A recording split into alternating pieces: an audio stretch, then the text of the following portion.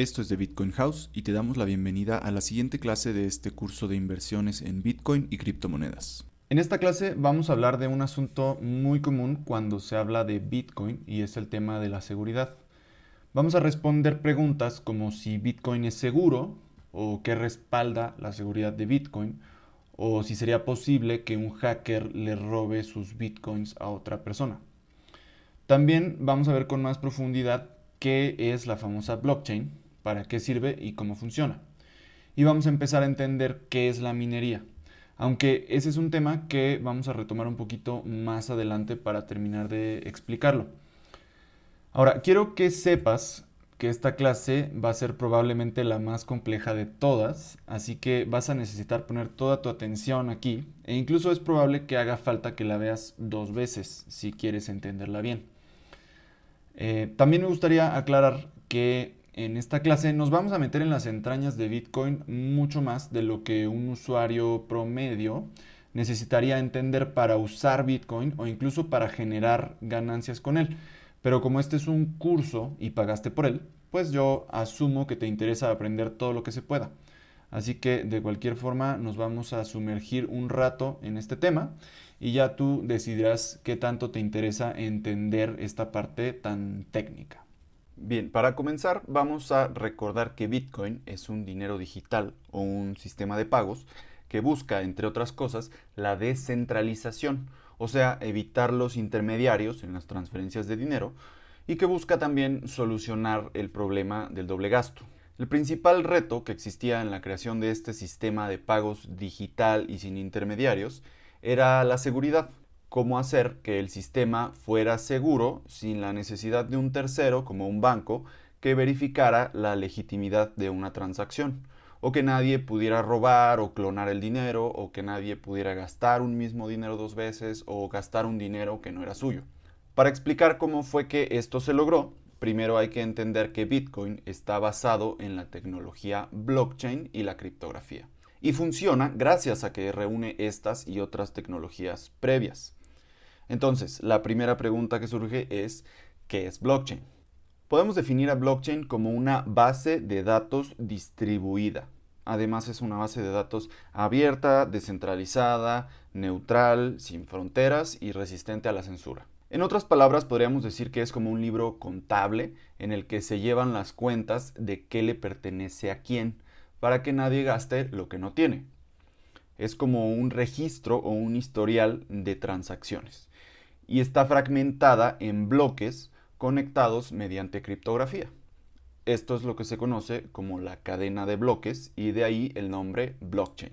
Esta base de datos, este historial, está replicado en miles de computadoras al mismo tiempo, llamadas nodos, y esto evita que haya un punto central de fallo.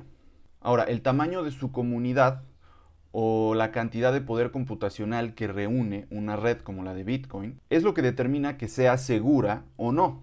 Es decir, que el hecho de que un proyecto tenga su propia blockchain, que se escucha tanto en estos días, no significa que sea seguro, porque si solo hubiera, por ejemplo, 5 nodos en esa blockchain, fácilmente se pueden poner de acuerdo y reescribir el registro. Ahora, ¿cómo funciona una blockchain? Lo primero que hay que entender es que entre todos los nodos validan que las transacciones sean legítimas. En este sitio podemos ver, por ejemplo, algunos de los miles de nodos que están conectados a la red de Bitcoin en este momento. En realidad existen más de 50,000, solamente que no todos hacen pública su ubicación y es por eso que aquí vemos cerca de 9,000 nodos. Pero bueno, los nodos son personas, y sus computadoras obviamente, que deciden descargar una copia del libro de registros. Y descargan también el software de Bitcoin, para validar cada bloque y auditar las transacciones históricas. La seguridad de esta base de datos distribuida se basa en el protocolo o en el mecanismo de consenso que se llama Proof of Work, el cual establece la forma en que todos los nodos llegan a un consenso sobre qué información se debe añadir al libro de registros o a la cadena de bloques. Y ya vamos a ir entendiendo esto poco a poco. Pero vamos a comenzar con un ejemplo. Imagina que vives con 4 roomies y crean un libro en el que registran los gastos comunes y las deudas que hay entre ustedes para no estar usando efectivo todo el tiempo. En este libro, los 4 roomies pueden agregar cosas, pueden escribir cosas. Cosas como Pedro le paga $10 a Sofía o Laura le paga $25 a Luis. De manera que al final del mes hacen cuentas y cada quien paga lo que debe o recibe lo que le deben. Y la primera pregunta que surge aquí es ¿cómo garantizas que nadie va a escribir algo falso? Y la respuesta es que cada nueva transacción debe estar acompañada de la firma del emisor. En el caso de una blockchain es una firma digital. Y ahora, para continuar esta explicación y para que entiendas lo que es una firma digital, por el momento hace falta que entiendas un concepto, el concepto de hash. Entonces, Bitcoin utiliza el algoritmo SHA-256 para encriptar su información. Un algoritmo es una función matemática que encripta o codifica un texto. Con este algoritmo se crea lo que se conoce como hash. Por ejemplo, aquí podemos ver un simulador que vamos a estar usando bastante en esta clase. Y en este caso nos muestra cómo al introducir un texto aquí, por ejemplo esto, nos arroja como resultado este código.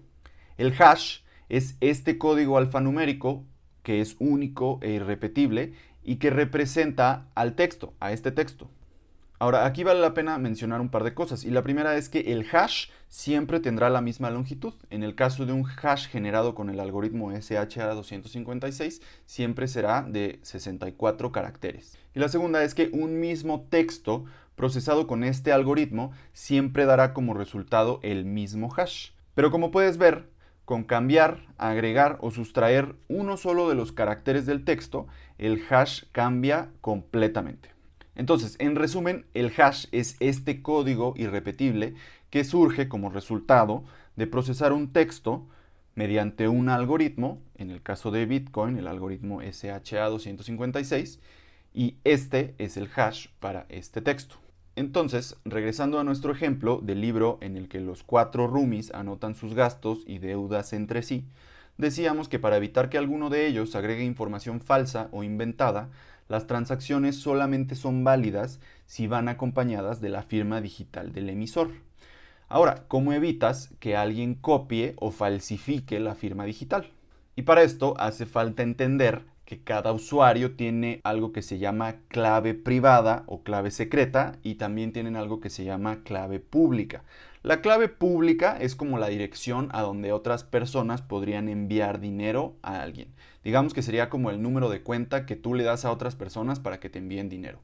Y la clave secreta es algo así como la contraseña con la que solamente el dueño de la cuenta puede acceder a esa cuenta y hacer pagos o envíos de dinero. Entonces, para evitar que alguien copie o falsifique la firma digital, lo que sucede es que la firma digital cambia con cada transacción. Se genera un hash nuevo que depende del mensaje mismo. O sea, de la información de la transacción, por ejemplo, Sofía paga $5 a Luis, y también de la clave privada o secreta. Digamos que si juntas esta clave secreta y la información de la transacción y generas un hash para eso, esa sería la firma digital que cambia con cada transacción. Ahora, para continuar, hace falta hacer otro paréntesis y entender que realmente en este sistema no existe deuda. Un usuario solamente puede pagar o enviar dinero si tenía dinero disponible previamente. O sea que nadie puede gastar lo que no tiene. Es decir, que los nodos verifican las transacciones y solamente son válidas si el emisor tenía fondos suficientes. Y para que los nodos sepan esto, se necesita conocer el historial de transacciones completo, desde el principio. Es por eso que todos los nodos tienen una copia de todo el historial, una copia de la blockchain misma. Entonces, cuando haces una transacción o un envío de dinero, digamos, transmites esa información a los nodos para que todos la agreguen a su copia del libro de transacciones. Y aquí surge la siguiente pregunta. Si tú eres un nodo, ¿cómo te aseguras de que la información que estás recibiendo para agregarla en tu libro es legítima? ¿Cómo se garantiza que todos los nodos van a escribir lo mismo? Para eso existe ese mecanismo o protocolo de consenso para agregar la información al libro de transacciones, para que todos agreguen lo mismo. Y eso es lo que se conoce como Proof of Work o prueba de trabajo, y lo vamos a analizar en un momento. Como decíamos, las transacciones se agrupan en bloques, que serían como páginas del libro. y cada bloque agrupa las transacciones de los últimos 10 minutos. Cada bloque aproximadamente agrupa entre 1500 y 4000 transacciones. Entonces, la base de datos misma está fragmentada en estos bloques, que contienen todo el historial de transacciones desde la creación de Bitcoin. Cada bloque debe contener ciertos elementos. Entre ellos, el hash del bloque anterior, muy importante, el número del bloque, una marca de tiempo, las firmas digitales, el nivel de dificultad, la información de todas las transacciones contenidas en este bloque, el Coinbase, la raíz de Merkle, el nonce, etc. Y ahora mismo no hace falta que entiendas todo, vamos a ir viendo cada elemento por separado. Y aquí podemos ver otra vez en el simulador lo que te acabo de decir. Más o menos así se vería un bloque. Solo que aquí, para hacerlo un poco más simple, no estamos visualizando todos los elementos que acabo de mencionar, sino solamente el número de bloque, el nonce, que vamos a explicar en un momento, la información de las transacciones, aunque aquí aparezca en blanco, y el hash del bloque. Incluso podemos ver que si cambiamos la información de las transacciones y escribimos, por ejemplo, Juanito paga $10 o 3 Bitcoin o lo que sea a fulanito, el hash ya no es válido. Pero podemos volver a minarlo y obtener el nuevo hash que representa toda la información nueva del bloque.